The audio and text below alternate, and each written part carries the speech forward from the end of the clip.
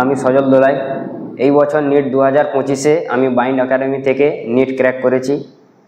তো bind academy আমার এই নিট ক্র্যাক করার পিছনে অনেক অবদান আছে।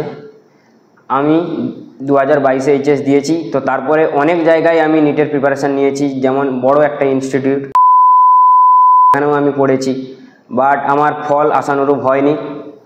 তো শেষে আমি বায়ো একাডেমিতে এসে উপস্থিত হই এবং এখানে আমি উপকৃত হই এবং তার ফলস্বরূপ আমি এই বছর নিট কোয়ালিফাই করি।